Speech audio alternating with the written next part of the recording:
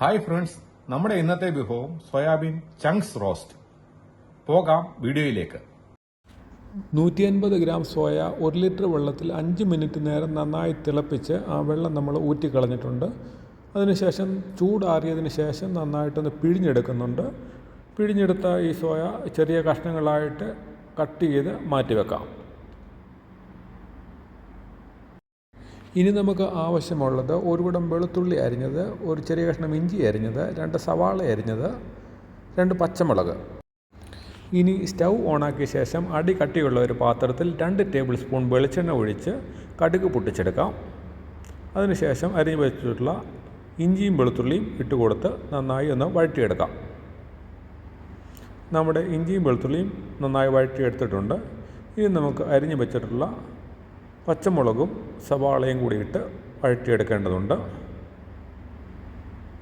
പാകത്തിന് ഉപ്പും കൂടി ചേർത്ത് കൊടുക്കാം. അല്പം കറിവേപ്പില കൂടി ഇട്ട് കൊടുക്കുന്നുണ്ട്.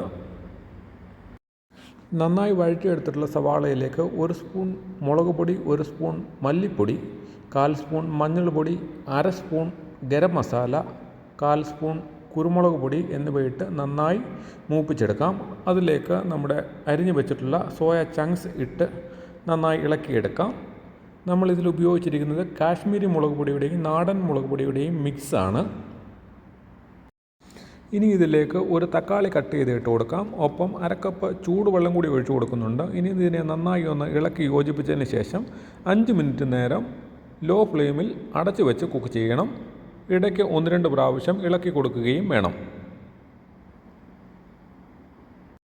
നമ്മുടെ സോയ റോസ്റ്റ് റെഡി ആയിട്ടുണ്ട്. അല്പം കറിവേപ്പില കൂടി ഇട്ട് നന്നായി ഒന്ന് ഇളക്കി മൂടി വെച്ച ശേഷം സ്റ്റൗവിൽ നിന്ന് ഇറക്കി വെക്കാവുന്നതാണ്.